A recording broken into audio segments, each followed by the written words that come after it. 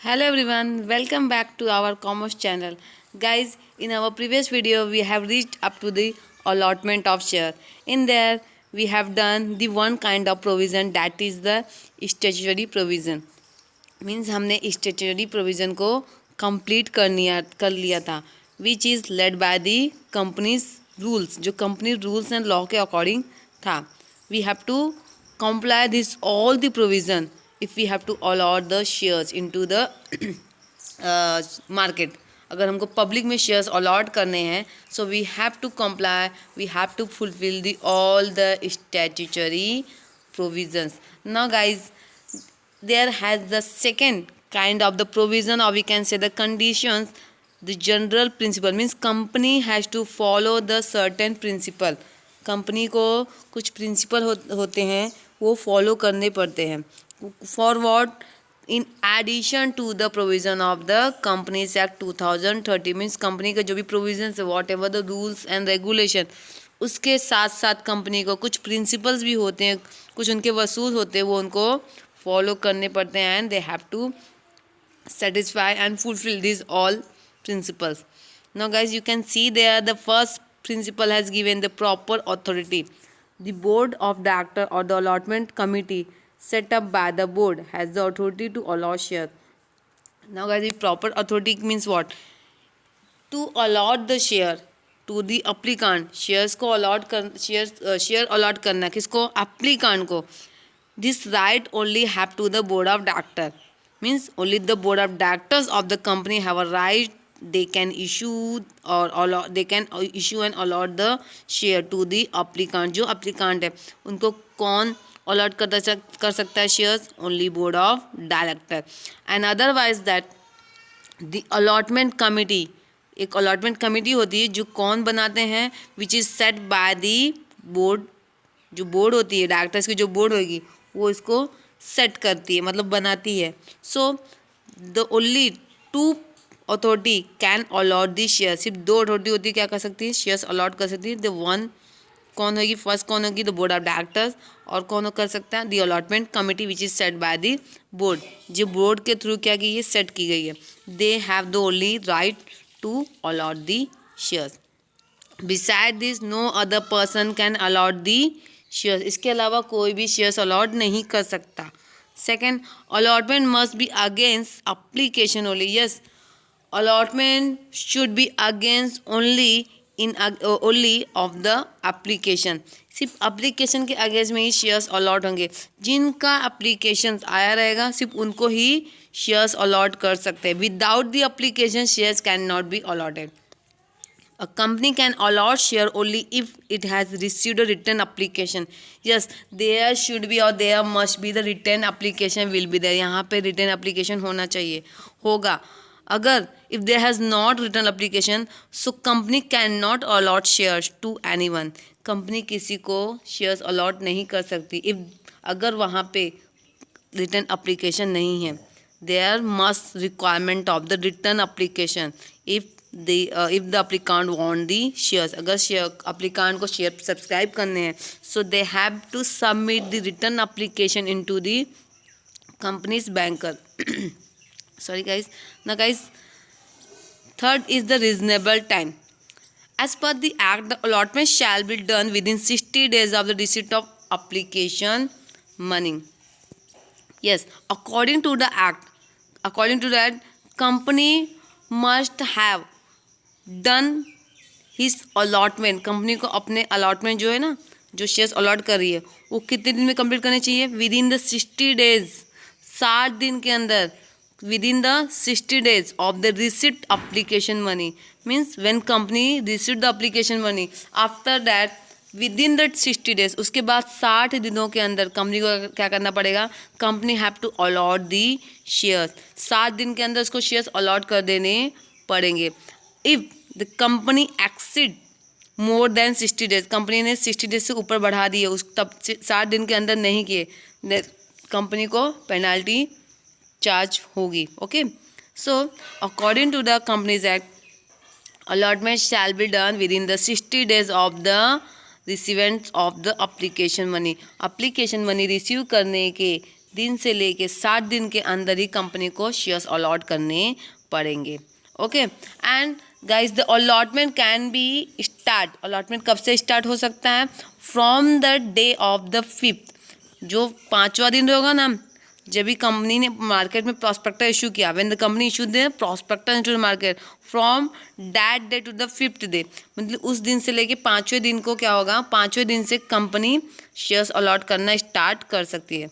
Okay means from the date of issue, from the 5th date of the issue of prospectus, उस दिन से लेके with in the 60 days the company have to allot the shares. 7 दिनों के अंदर ही क्या करना पड़ेगा, उसको शेयर्स अलॉट करने पड़ेंगे और प्रॉस्पेक्टस इशू करने के 5वें दिन के बाद कंपनी शेयर अलॉट करना शुरू कर सकती है।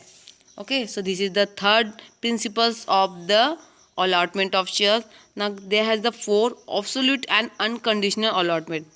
Okay, there has no any changes in the allotment, जो भी कंपनी के रूल्स हैं, रेगुलेशन है, whatever the terms and condition return in the prospectus, it can not be change, वो चेंज नहीं हो सकते। Means it can not be optional, वो अनकंडीशनल नहीं है, वो क्या वो कंडीशनल नहीं है कि कंडीशन पे डिपेंड करते हैं। नो, इट विल बी हम लोग बोलते हैं it will be very rigid, it will be prescribe by the law, बहुत ही लॉ के थ्रू होंगे, रिजिड होंगे, it can not be change. Okay, so shares should be allotted on the same term as stated in the prospectus and application form. Whatever the share, जो भी share issue किए जा रहे हैं, okay वो prospectus में भी सेम टर्म होने चाहिए जो इशूड करे। ऐसा नहीं कि प्रॉस्पेक्टस में 100 शेयर्स इशू करने की बात लिखी है ओके, और कंपनी जब शेयर्स इशू कर रही है तो वो 150 या फिर 175 शेयर्स इशू कर रही है। No, it will not be there, ऐसा वहाँ पे नहीं होगा। Whatever the terms are written in the prospector, company को वही टर्म्स फॉलो करने पड़ेंगे। मीन्स कंपनी प्रॉस्पेक्टर इशू करते टाइम में कुछ और बोली और जब शेयर्स इशू कर रही है तो उसमें कुछ चेंजेस कर दिया, सो ऐसा वहाँ पे नहीं होगा, it will not be there. Whatever there means there cannot be changes in the terms of the allotment.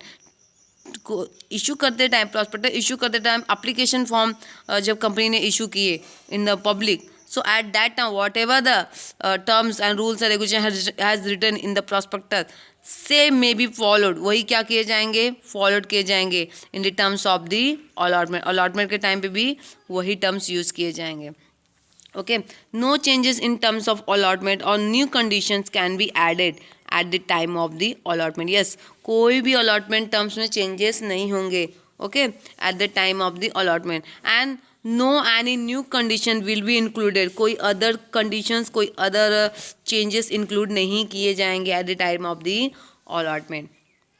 Okay guys, now the 5th one is the communication. Yes, communication means what?